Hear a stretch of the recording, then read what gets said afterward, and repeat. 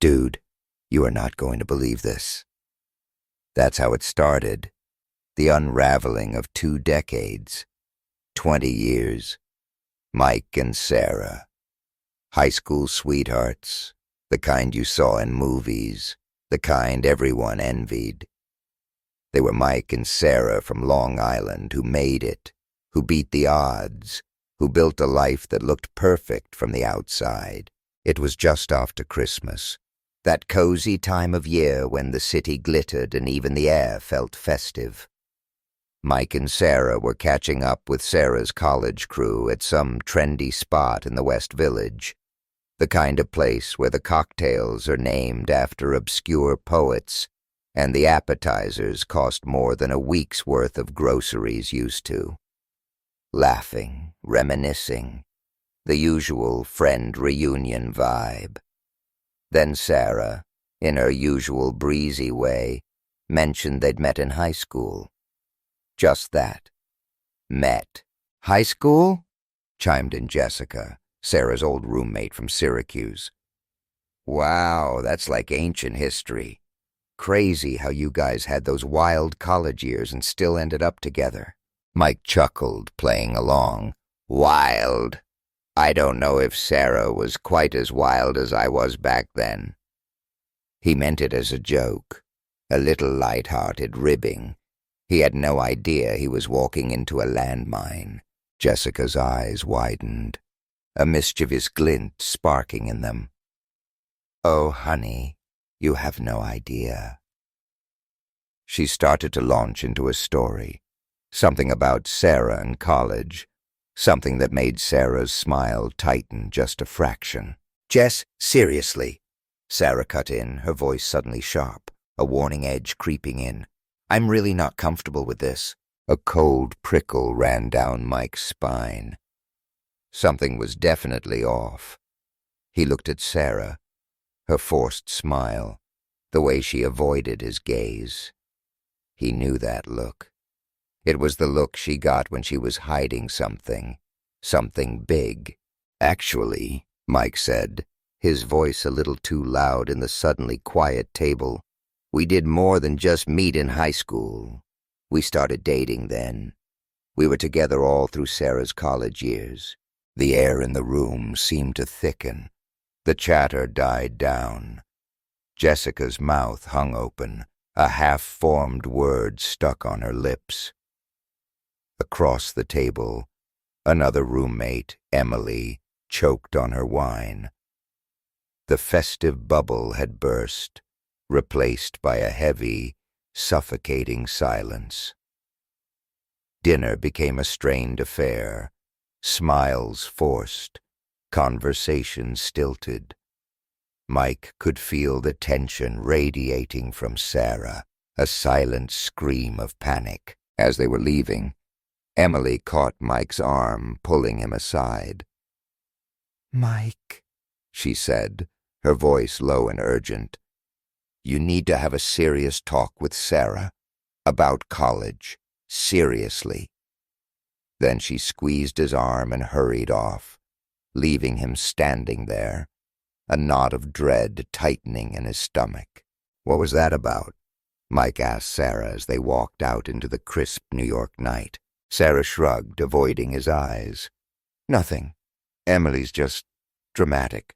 She said I need to talk to you about college, Mike pressed, his voice firm. What's going on, Sarah? She waved a dismissive hand. It's nothing, Mike. Seriously. College was a long time ago. It's not important. Not important. The way her friends had reacted, Emily's urgent warning, Sarah's obvious discomfort, none of it screamed, not important. He knew Sarah. He knew when she was deflecting, lying, and this felt like a lie of epic proportions. Sarah, this is important to me, Mike said, stopping her on the sidewalk, the city lights reflecting in his troubled eyes. Whatever happened, I need you to be honest with me, please. She sighed, a long, drawn-out sound of exasperation. Mike, can we just drop it? It was college. Everyone does stupid things in college. It's ancient history. He stared at her, his heart sinking with each dismissive word. Stupid things? Is that what you call it? Emily seemed to think it was more than just stupid things. Sarah's face hardened. Emily needs to mind her own business, and frankly, so do you. That night, the silence in their Upper West Side apartment was deafening. Mike couldn't sleep. He tossed and turned, Emily's words echoing in his head. Jessica's near revelation, Sarah's blatant stonewalling. He felt a cold dread creeping into his bones, a sense of betrayal so profound it felt physical. The next morning he packed a bag. Sarah watched him, her expression a mixture of confusion and annoyance. "Where are you going?" she asked, her voice flat. "I'm going to stay at my brother's," Mike said, his voice quiet but firm. "Until you're ready to talk to me, honestly talk to me about what happened in college." Sarah scoffed. "Seriously, Mike? You're being ridiculous. Overreacting. This is insane." "Maybe," Mike said, his gaze steady. "But I can't ignore this, Sarah. I won't." He walked out, leaving her standing there, a statue of disbelief and anger. The next day, she showed up at his brother's cramped Brooklyn apartment. She looked tired, her eyes red-rimmed, but her jaw was set. "Okay, fine," she said, her voice tight. "You want to talk about college? Let's talk about college." Mike braced himself. He knew somehow that whatever she was about to say was going to shatter everything he thought he knew about their life together. "Look," Sarah began, avoiding his gaze. "It was college. We were long distance. It was different then. I slept with other people." The words hung in the air, heavy and toxic. Mike felt like he'd been punched in the gut. He knew deep down that something like this was coming, but hearing her admit it, hearing those words spoken aloud, was like a physical blow. "Other people?" he repeated, his voice barely a whisper. "What do you mean, other people?" She shifted uncomfortably. "Just other guys. It wasn't a big deal. We were long distance. I didn't think we were gonna last. High school relationships, they never do, right?" "How many?" Mike asked, his voice trembling slightly. She hesitated. "I don't know. A few." "A few?" Mike pressed, his voice rising. "Sarah, don't play games. How many?" She finally met his gaze, her eyes defiant now. "Okay, fine. 10. At least 10. 10. The number echoed in his head, a sickening drumbeat of betrayal. 10 different men. Over 2 years. While he was back home, missing her, working to save money to visit her, believing in them, believing in their future. 10, he repeated, his voice flat, devoid of emotion. And who were they? She shrugged again, a casual, dismissive gesture that infuriated him. "Just guys from school, guys I met." Did I know any of them?" Mike asked, the question a painful whisper. She hesitated again, her eyes flickering away. "Maybe, probably. A few." "Sarah, look at me," Mike said, his voice low and dangerous. "Did I meet any of them? Did you introduce me to any of them?" She finally cracked, her carefully constructed facade crumbling. Her eyes filled with tears, and her voice broke. "Yes. Okay. Yes, you met some of them. 3, maybe. At parties. You know, just friends." Friends.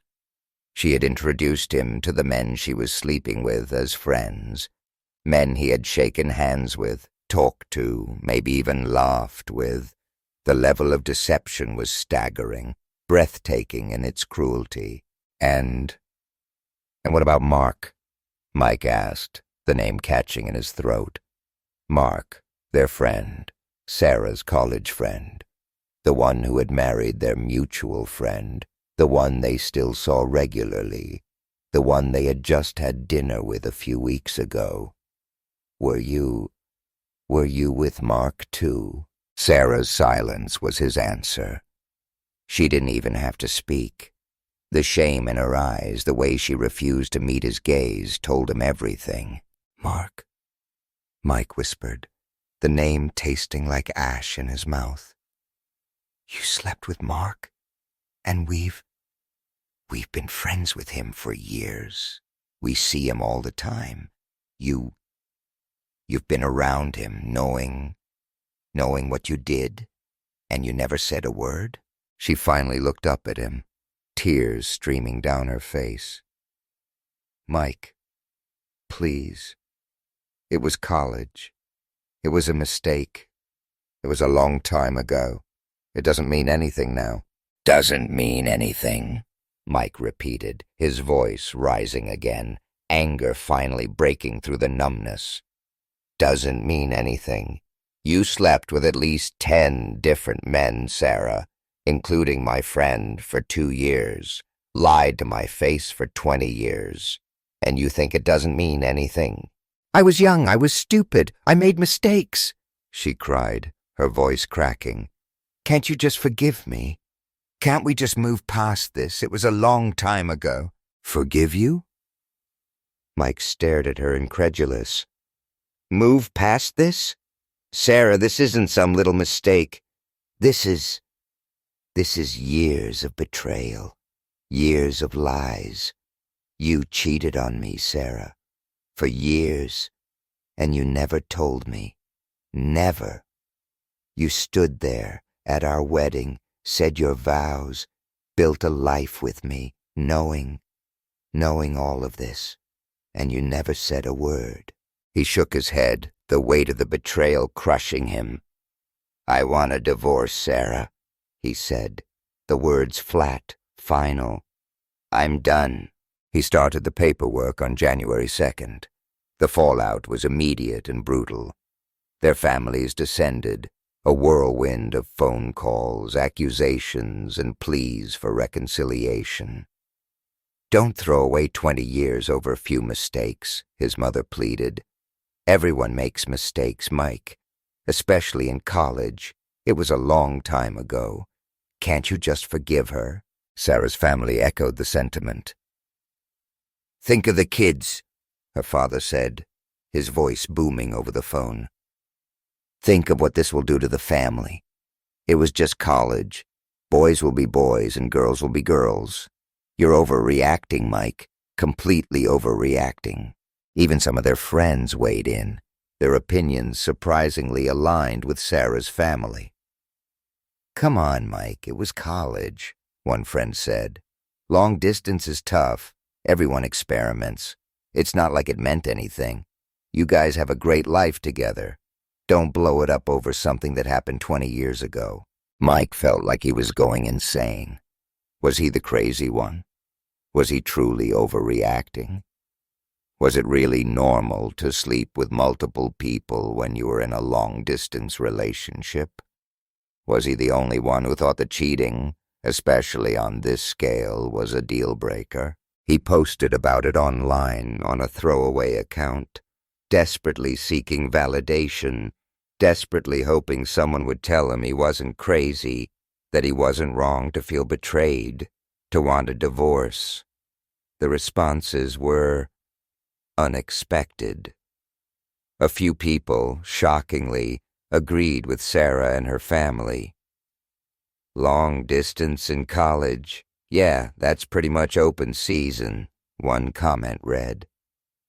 You were naive if you thought she was going to be celibate for 2 years, said another, but the overwhelming majority were on his side. 10 guys for 2 years? That's not a few mistakes, that's a pattern of behavior, one person wrote. 20 years of lies? Dude, run far and run fast, said another. Gaslighting at its finest, someone else commented. She cheated on you repeatedly for years, and now she's trying to convince you that you're the crazy one for being upset. Get out of there. The online support was a lifeline, a validation that he wasn't losing his mind. He wasn't overreacting. His feelings were valid. His anger was justified. The betrayal was real. He added some details to his post, clarifying things. They had seen each other every couple of weekends. It wasn't like they were strangers. They had talked about staying together long distance. She had even been jealous when he considered going to prom with a platonic female friend. Exclusive. They were definitely exclusive, or at least he thought they were. He had been. The responses poured in, even more supportive now. Exclusive is exclusive. Long distance doesn't change that, one person wrote. She actively lied to you, manipulated you, and cheated on you. Divorce is absolutely the right call, said another. The fact that she's still trying to gaslight you and tell you it's normal is just adding insult to injury, someone else commented. He even followed up with Emily, Sarah's roommate who had warned him. What she told him made his blood run cold. 10 guys, Sarah had said. Emily said that was a low estimate. And then she dropped another bomb, a pregnancy scare, one that Sarah had never told him about. A pregnancy scare.